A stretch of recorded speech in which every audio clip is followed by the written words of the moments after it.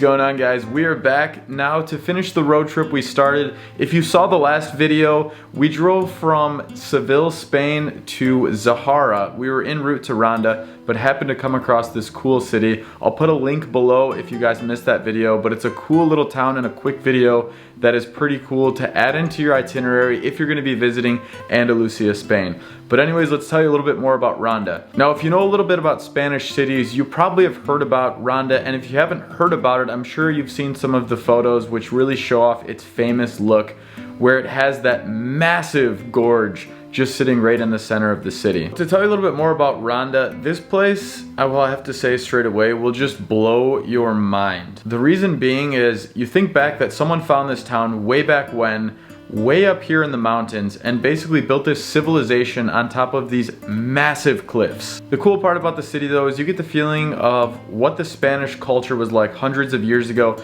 mixed with how it's become a modern Spanish city, town, whatever you want to call it. Ronda is a really walkable city, especially when you're near the gorge. There are so many different viewpoints in that area that'll have you spending an hour, 2 hours just gazing off of them.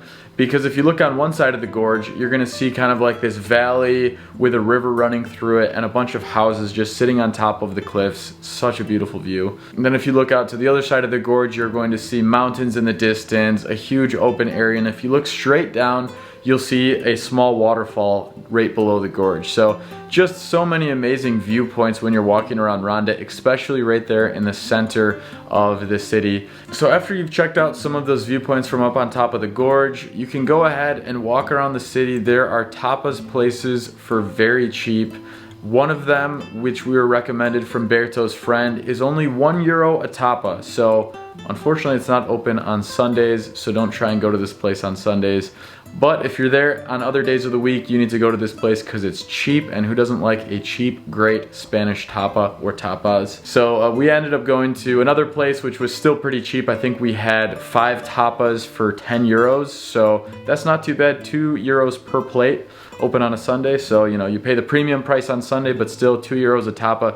You really can't beat that. So guys, after you've had some delicious tapas, you can make your way over to this park where you get more viewpoints, and viewpoints, which is what Ronda has. So check this place out. You can get an idea of what the day in the life of a Ronda citizen looks like, just hanging out, strolling in the park after work. You can really feel the great Spanish culture in there. Everyone's smiling and really enjoying life there. So just a quick video to show you guys what Ronda's like. It's a super cool place. I'd say you could spend an afternoon here and see the whole place, or you could spend a couple days if you wanted to do a little bit more like restaurant, tapas, exploration, maybe go to some bars in the evening. It's got a really cool culture, like I've said a few times here, and I enjoyed it. My cousin really enjoyed it. Hope you guys get a chance to check out Ronda Spain. And if you like this video, guys, give it a thumbs up. If you want to see more videos like this and in other places in the world, hit that subscribe button, and we'll see you guys in the next video.